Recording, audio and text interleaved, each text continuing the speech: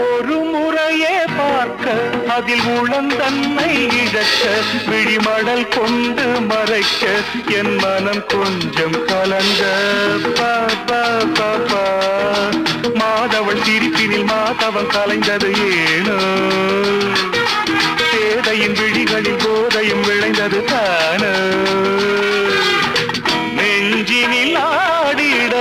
குறிஞ்சியை போல் ஒரு மலர் தேடவோ மகிழ்ந்தாடவோ